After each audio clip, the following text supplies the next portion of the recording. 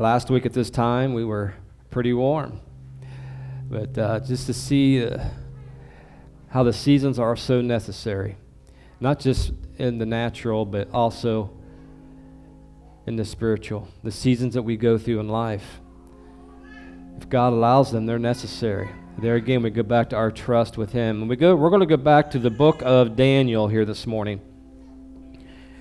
And during this time in Daniel's life, now I'm sure as we read through this, we need to understand that this wasn't Daniel all of his life. He had come to this place and as a result of his choices, as a result of his journey. And we see a marvelous thing that happened. As I know, that some of you know, in Sunday school they call these Bible stories. At nighttime they call them bedtime stories. Nonetheless, they were stories that brought about excitement and curiosity. Sometimes we'll sit down on Grandpa or Grandma's knee and they'll tell us a story of something that long ago that happened in their life. Now we can remember these stories from our childhood and we bring them back to life with our kids and our grandkids. But there's one big difference though, and that is the Bible stories, along with the stories our grandparents may have told us, but the Bible stories were true. They really happened. And that made them more exciting to realize that somebody at the age of my father spent a night with some lions. And one of my favorites as a child, it probably was Daniel in the Lion's Den for a lot of reasons. I mean, it had it all. The kids are looking for it. It had the danger, had the adventure, it had the suspense, an amazing climax, and a pretty sweet ending. A first grade student stood in front of his classroom to make a speech about what he wanted to be when he grew up.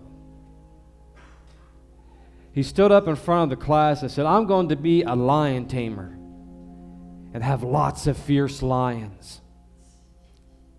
I'll walk into the cage and they'll war and all suddenly he stopped because it occurred to him to what he was saying. He paused for a second, but of course I'll have my mommy with me." Now why did that little boy suddenly decide he wanted his mommy to be with him? Because being surrounded by fierce warring lions is pretty scary. Now I'd never been to Africa. Closest I've been to Africa has been probably the Columbus Zoo. But the whole lion scenario is a pretty scary thing. In fact, it was downright dangerous as that boy all of a sudden, light bulb went on. I don't know about you, but the first thing I look at in a zoo is not the lion, but how well the fence is built between me and the lion. Back in 1898, 2 male lions stalked a railroad construction crew in Uganda and were believed to have killed about 135 victims. Then in 1932, the Pride of Lions went on a killing spree that left 1,500 men, women, and children dead. These are dangerous animals. Now, lions don't ordinarily kill people, but there's nothing else to eat. Well, they will eat you. Or the person you outrun. In Babylon, the king apparently kept a few lions around to do just that. If someone angered him, the offending parties became the main course on the menu. I wouldn't want to be on his payroll. But the question is, why? Why is this story even in the Bible? Why did God put it there for us to read? Well, it's not like it happens every day, someone found sleeping with lions. Though it seems like we might have been thrown to the lions, and that is where some truths can be gathered from this story as it relates to our life experiences and our journey. Yes, maybe not literal lions, but situations that would definitely test our faith in God. How many's had situations in life that tested your faith in God? Probably even this week. Maybe even this morning. I had a real good one last night as I was pulling out of Lake Logan Road. You know how fun that is after church. Wait till you get there today. May want to go down and cruise by the lake. But this was about, I don't know, maybe 10:30 last night. It was dark, and usually the lights that goes around the donuts are usually on, but for some reason they wasn't on the side. So I pulled out, there was nobody coming. About when I pulled out, there was somebody there, no lights on. I press accelerator and almost do kind of a little 360 and lay on the horn. There he goes, down 664 South, no lights on, totally black. Another one of those thank you, Jesus moments. Our faith in God in light of what we just read. There's three things I want to gather this morning from this Bible story. They're all good because they're Bible truths. And one of the things I see is that our faith will make us strong in weakness. This story, in essence, is about weakness. In Hebrews chapter 11, verses 33 and 34, it talks about those who through faith subdued kingdoms, worked righteousness, obtained promises, stopped the mouths of lions, and out of weakness were made strong. And we know the scripture in 2 Corinthians 12:9, where God tells Paul that my grace is sufficient for thee, for my strength is made perfect in weakness. We need to know that Daniel wasn't a lion whisperer or paid the moth with some zebra on the black market. He had an unswerving, unwavering faith in God. He had that stand at any cost mentality. And in his weakness, God was on the scene because they had a relationship. There was already a daily relationship, not a Sunday to Sunday or when I feel like texting heaven relationship. This was something that was already happening in their life.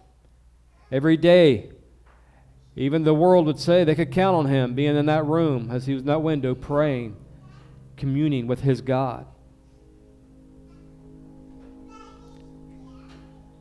We have songs that we sing, and I know from my life experiences, my journey of faith, without him we can do nothing.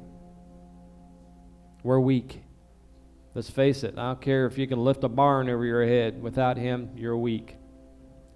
We need Jesus or we'll accomplish nothing of lasting value.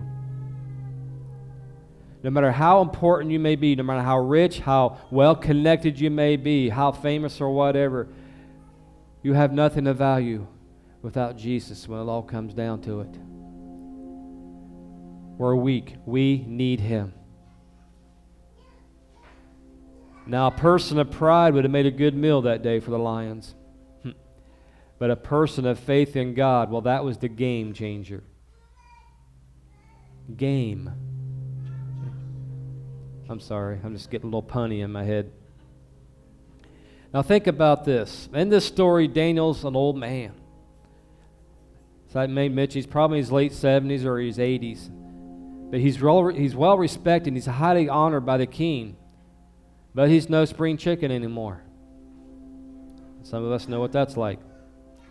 And his enemies believe that he's just a crazy old fool that they can easily destroy.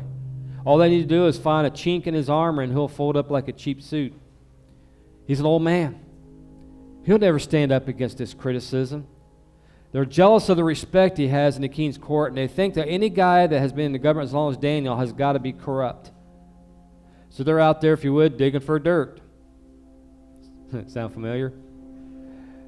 But there isn't any. No sexual immorality, no embezzlement, no betrayal, no acts of treason, no tax fraud. There's nothing. You can't touch this guy. Daniel is an honest and blameless man. Hey, I say Daniel for president, 2020. Oh, well, we can hope.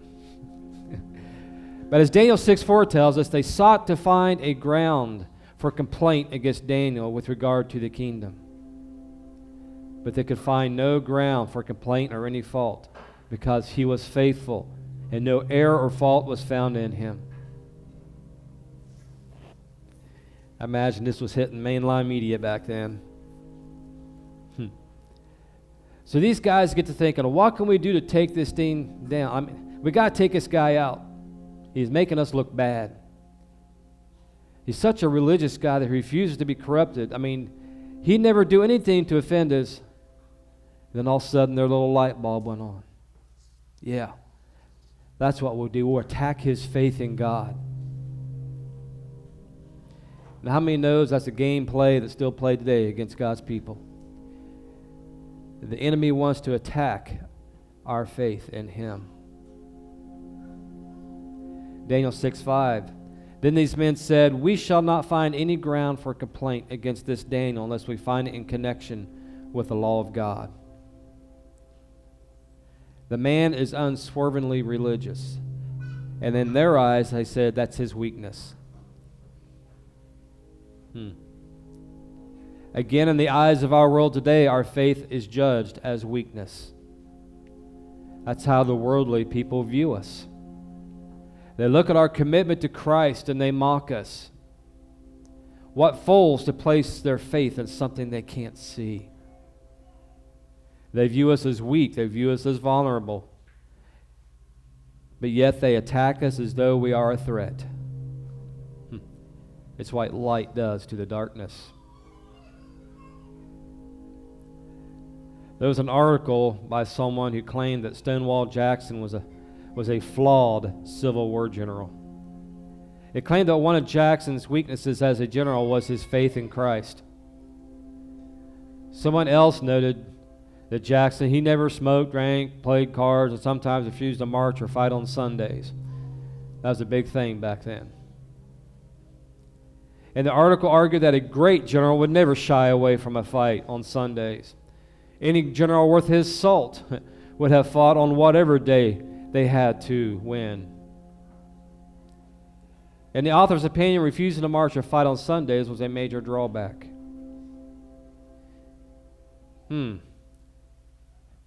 For a flawed General Jackson, he certainly scared the wits out of the Union Army, and he won just about every fight he was in. There was even one conflict where Jackson took on 3 separate Union armies, totaling 64,000 men, and beat them all. Now, I'm pretty sure Jackson's faith was not a weakness. We need to get in our minds it's because of our faith. Many in the world will always look on you as weak, ignorant, and vulnerable. They will laugh at you in some form or another. They'll ridicule you and make fun of you. They'll talk about you behind your back. And they'll do all this because they see your faith as weakness. My years in, I didn't have middle school, but 7th grade, 8th grade, 9th grade, 10th grade. These were years of my beginning of the bashing. People saw that my faith was a sign of a weakness in my life. It was a learning experience. Not only was I trying to get the education in the school, but I was getting an education on life. I was getting an education on how to live my faith among the lions, so to say. But it began to turn around my senior year because, like Daniel, I began to see my faith as my strength. Daniel's faith was why he stood strong. His faith was why he survived the hatred of his enemies. That's why Hebrews 11:33-34 tells us about those who, through faith, subdued kingdoms. Through faith, worked righteousness. Through faith, obtained promises. Through faith, stopped the mouths of the lions. And out of weakness, were made strong. That's why God told Paul, my grace is sufficient for thee, for my strength is made perfect in weakness. I go from my strength, I go from my wisdom, I go from what I think what it takes to depend upon Him and having faith in God. Yes, one whom I may not be able to see person to person, but I see Him all around. He's everywhere. As I mentioned earlier, look at these babies. It's a result of God. All a result of God's plans. I go out, I took a drive yesterday for about 10 minutes with my wife, and as you see all the trees as they're changing, that deep blue sky behind it, and the wind blowing, and all the animals and birds. I said, I see God everywhere. It encourages my faith. He is everywhere. But just like Daniel, our strength comes from our faith in God. And it's out of our weakness that through him that we are made strong. It's in our weakness that God's strength becomes perfect. We need to fear God, not the lions in our life. So the first truth we see in the story is our weakness and God's strength. David knew it. He had found it a long time before. That's why he was faithful every day to look to the author of his faith, to look at the one who perfects his faith, the one who perfects him in every way, and to look to the one who perfects his weakness and makes it strong. But secondly, our faith gives us courage in the midst of crisis. We live in a time where crisis is becoming, pretty much for a lot of us, to some extent, an everyday occurrence. We need to see the power of courage. As one person noted, courage does not consist in feeling no fear, but in conquering fear. He is the hero who, seeing the lions on either side, goes straight on, because that is where the duty lies. Yes, lions are killers. They like to eat, like us. Something to do with staying alive, I believe. Now, I'm not going to test God no matter how many times I watch Lion King and go up to one of those and check out their mane and give them a high five. It's just not going to happen. Anyone who's willing to face them is either foolish, courageous, or Steve Irwin. Well, maybe even Chuck Norris, I don't know. But that's a whole other subject. Now, one of the things that troubled me about this story was that the king had this collection of lions in a den. I mean, what's that all about? I mean, he's got to feed them every day, and you'd think he'd run out of victims for a while. But then there was an article where a scholar had noted that ancient Eastern kings loved to depict themselves in battles with lions. And this image, along with a lion figure more generally, became a common symbol for royalty. The lions fought by these kings were typically corralled and caged, not encountered in the wild. That means, of course, that these lions would have to have been kept somewhere. So it was all about an ego, pride thing with the kings. The kings kept lions for sport. They loved to battle lions to prove their courage and manhood. They believed their courage was shown in their ability to kill these mighty beasts. But here's Daniel, late in his 70s and 80s. He's not a mighty warrior. He's not going to kill any lions. If he'd ever battled a lion, well, that day is long since gone. Now he's just a defenseless old man facing certain death. So they thought. But in spite of that, Daniel was seen here as a man of courage and faith. He calls forth to Darius. He said, "My king sent his angel and shut the lions' mouths, and they have not harmed me, because I was found blameless before him, and also before you, O king. I have done no harm." Daniel 6:22. Did you get that? The first thing he said, my God, my God sent his angel.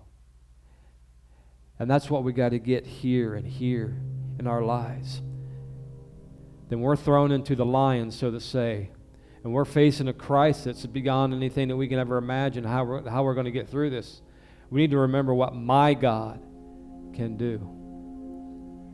We need to see through the eyes of my God that in my weakness, he is strong. We need to see through the eyes of my God that I can do all things through him who strengthens me. It's about seeing through the eyes of my God. And Daniel had that relationship, and having that daily communion with him and that relationship that kept growing, it gave him confidence.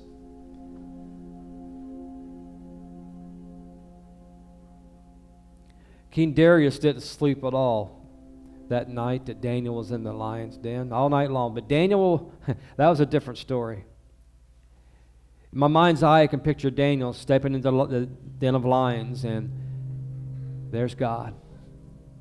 And I see God putting his hand on Daniel's shoulder and saying, it's okay. I got this.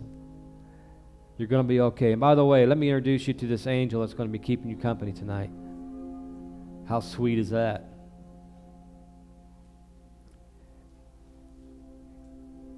That's what my God can do.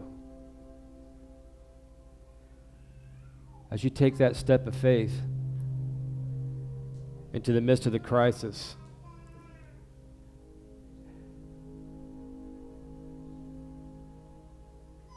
as you let courage arise within you, that's the one thing that Joshua told the people of Israel. Be strong and courageous. Be strong and courageous. And that's what we want to admonish you. The Holy Spirit wants to tell us today, is to be strong and courageous. Be courageous in your faith, because that's where we'll grow. Again, putting your faith in God is part of an ongoing relationship. Daniel had courage in the crisis because he had already been dressed for the battle. He was prepared. That's why it's so important when we rise with the sun that we dress ourselves appropriately. We put on the full armor of God.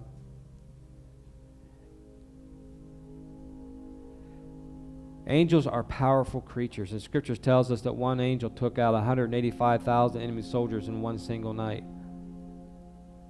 So they're not a being that you would really want to mess with.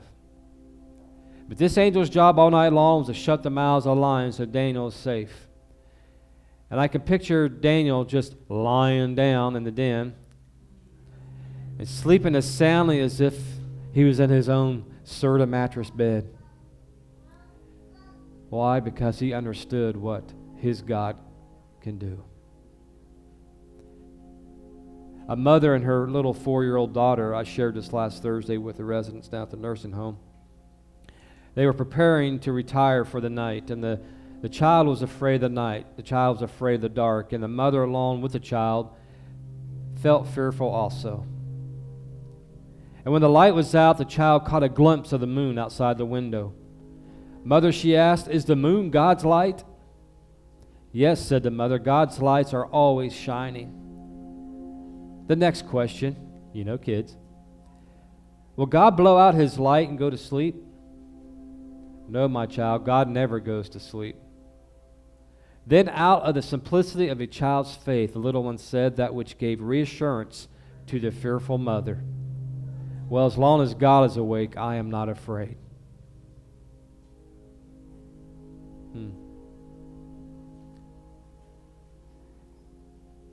I am not afraid.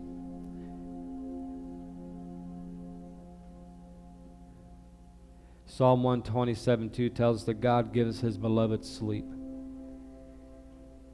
So what does that mean necessarily? It means that we don't have to stay up at nights worrying if we're his children. He's got us covered. And we can close our eyes and sleep because we know who holds tomorrow. Because God is always awake. He's awake in your circumstances. He's awake in your crisis. He sees what's going on. He sees your heart. And as we trust him, as we commit to him, he's got it covered. Again, it's like what God told the people in Deuteronomy, be strong and courageous. Do not fear or be in dread of them, for it is the Lord God who goes with you. He'll not leave you. He'll never forsake you. And that is true for us today. Now, why would Daniel's God not leave him or forsake him? Well, because Daniel refused to leave or forsake his God. Yes. So we come to verse 10 of chapter 6. And I encourage you to read this story again, Daniel chapter 6, from the beginning to the end. When Daniel knew that the document had been signed, making it illegal to make a petition to any god or man for 30 days. That's what the trap that they had set for him, because they knew that he would pray every day. Well, what did Daniel do? Did he go into hiding? He went to his house where he had windows in his upper chamber, open toward Jerusalem for all to see. He got down on his knees 3 times a day and prayed and gave thanks before God as he had done previously. Now, did Daniel know of the command that he was not to pray? Of course he did. But in spite of the law, Daniel deliberately went right up to his room. He deliberately left his windows open and deliberately gets down on his knees.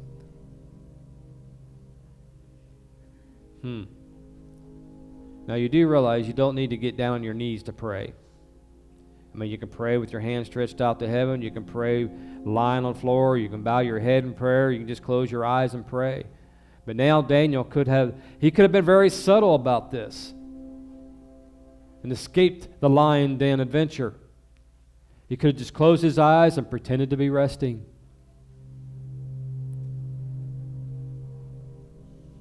But you could just see one of the enemies looking at him. Hey, Daniel, you praying? Nope, just resting my eyes. And that's what we'd be tempted to do, but not Daniel. Daniel didn't do anything like that. He went through all that he did so that there would be no mistake in the fact that he was praying. He was boldly declaring that he loved God too much to dishonor him by turning away from his God in fear of what others would do to him. And how many times we find ourselves in the crisis, and this is the line in the sand, so to say. Am I going to boldly declare who I am as a child of God and claim his promises, his word? Or am I going to take the easy road in fear of what others may do to me or say about me? Well, Daniel makes it very clear to anyone who cares to look that he will pray to God no matter what the cost.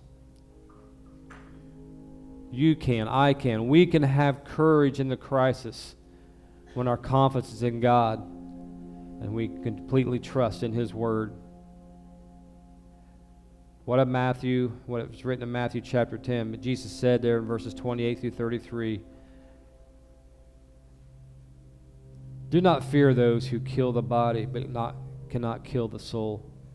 Rather fear him who can destroy both soul and body in hell. Are not 2 sparrows sold for a penny, and not one of them will fall to the ground apart from your Father?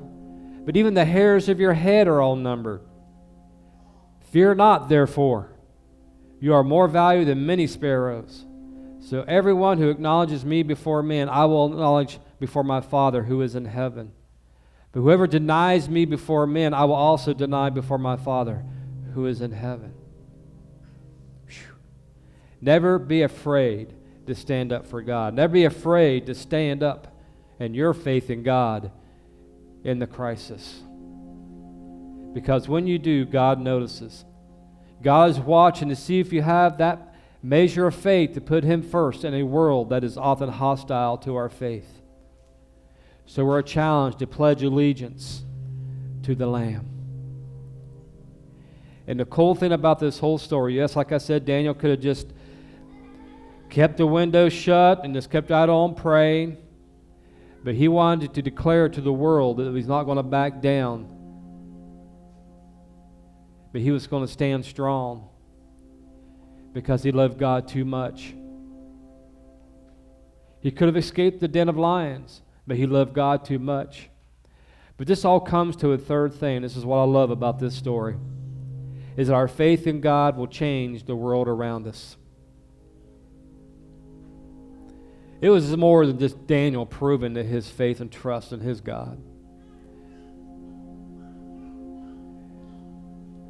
It was more than just God delivering him from the mouths of the lions.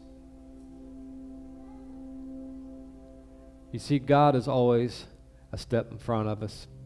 In my case, many steps. He's got an agenda. He's got a purpose. Just like he does, and when we go through the crises in our life, he's got a plan. Something he's wanting to achieve. And not necessarily just in our lives, but those around us. God was about to do a change. That's the one last thing about the story that can change your life. That when you stand up for him, God might just let you change the world around you. Notice what God did through Daniel. When Daniel was willing to stand up for him. Again, God didn't just stop the mouths of lions and take vengeance on Daniel's enemies. God also changed Daniel's world. And we see this in verses 25 through 27. King Darius looked down there and seen that Daniel was alive. It said, Then King Darius wrote to all the peoples, nations, and languages that dwell on all the earth, Peace be multiplied to you. I make a decree that in all my royal dominion people are to tremble and fear before the God of Daniel. For he is the living God, enduring forever. His kingdom shall never be destroyed, and his dominion shall be to the end. He delivers and rescues. He works signs and wonders in heaven and on earth. He who has saved Daniel from the power of the lions. This king had a change of heart.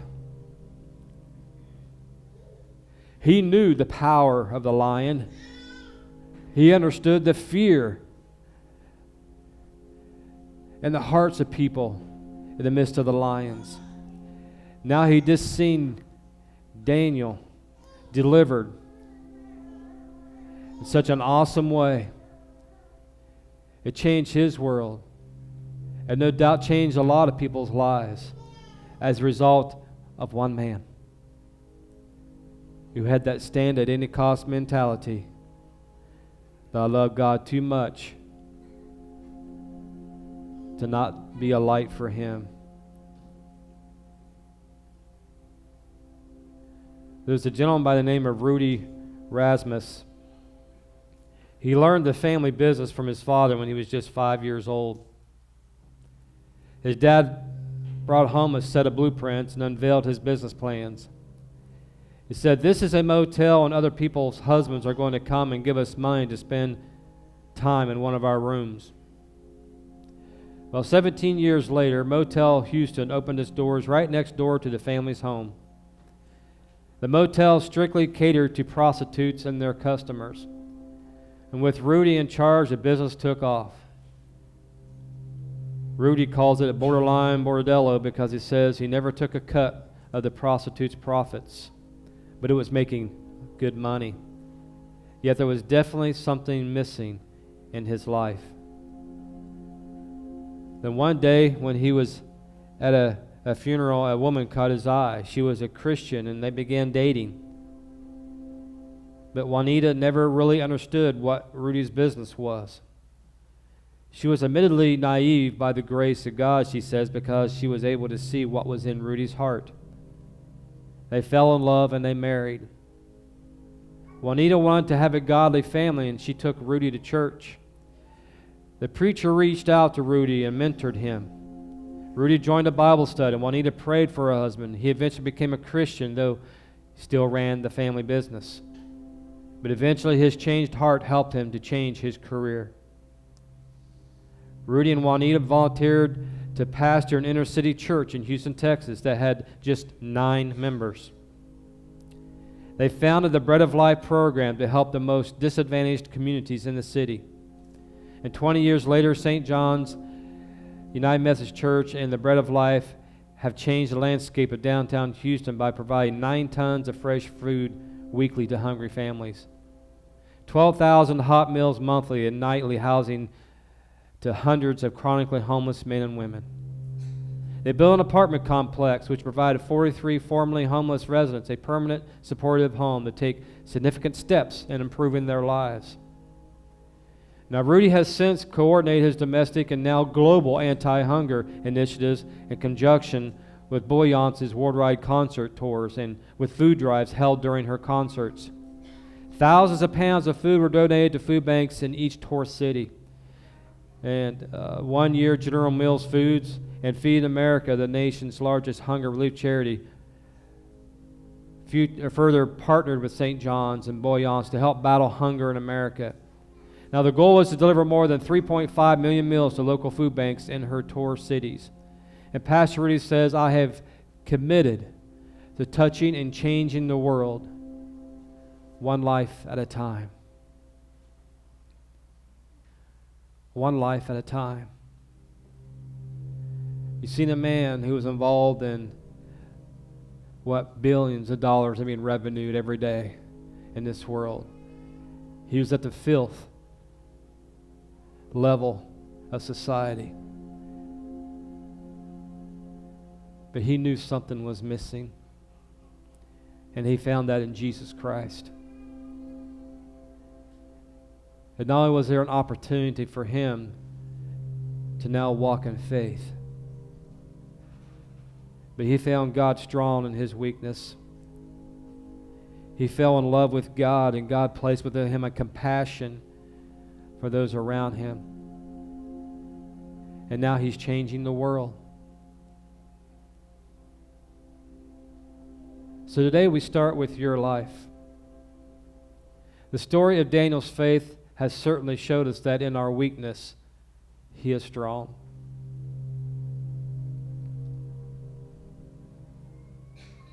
Daniel was able to spend a night with the king of the jungle, unharmed.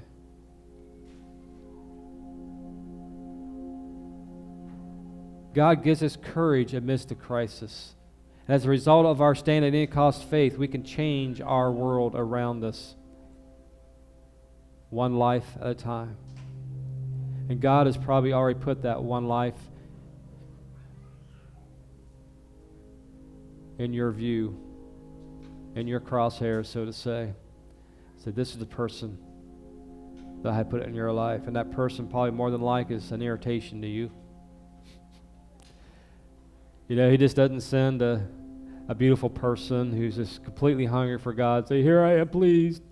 Introduce me to Jesus. I can say that don't happen. It has in my life.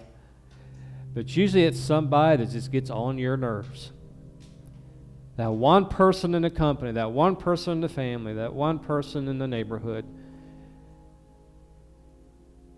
And God gives you that person as your assignment. One person at a time. You can do it. I can do it. Because in our weakness, he is strong. And if he says for you to do it, then he's already got everything lined up. He's gone before you. He has equipped you. And he'll continue to give you what you need to reach that life. Daniel stirred a whole kingdom. He stirred the nations in his act of faith.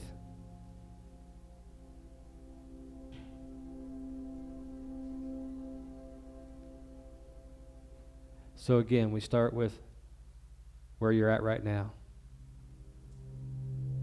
First of all, do you know Jesus? Do you know the God of Daniel? That's where it starts. You can know him today in a personal way. That one thing that was missing in Rudy's life, there's a void. It's a God-shaped void we all have that only God can fill. He was missing. He was missing a relationship with his Creator through Jesus. Are you in need of his strength today? Feel like your wit's end concerning something? Do you need to rise above the crisis, known, yes, that God is awake, and step out in courage? Are you ready to be a history maker? Are you ready to be the Bible story?